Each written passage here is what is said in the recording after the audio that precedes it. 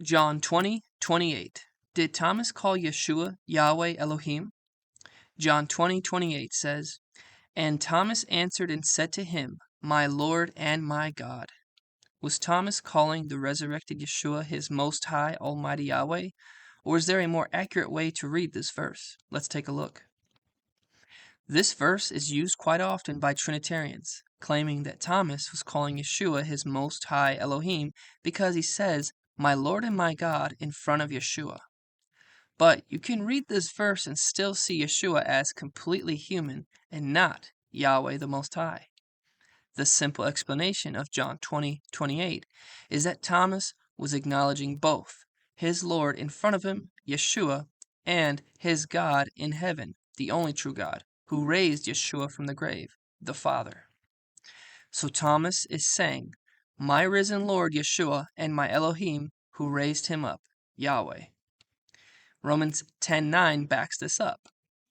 That if you confess with your mouth the Lord Yeshua and believe in your heart that God, the Father in heaven, has raised him from the dead, you will be saved. To think Yeshua is the second person of a Trinity breaks basic scripture and basic monotheism. Like in Isaiah 44:24, it says, I am Yahweh, who made all things, who alone, it's one person, stretched out the heavens, who spread out the earth by myself, again, one person.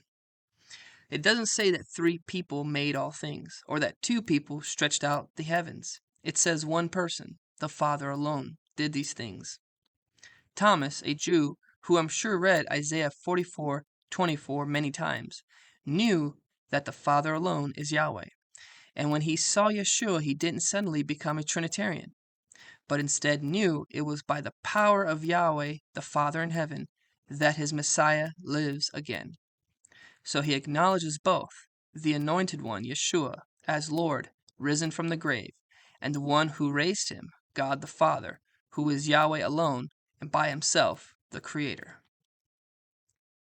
Now, some may say that Yeshua can be called Lord and God, and this is also true, for the judges of Israel were called gods, and the title Lord, Kurios, was given to anyone with authority or high rank. Average landowners in the first century were called Lord, Kurios in Greek. Even Pontius Pilate was called Lord by the crowds, but no one suddenly thinks that Pontius Pilate was now Yahweh. So also I am fine with those that say Yeshua is Lord and God, Kurios and Theos, Master and Mighty One. Bill Schlegel did a great job with an in-depth video on this verse. I will leave a link to his video in the description below. Please leave your comments and thoughts below. Thank you and shalom.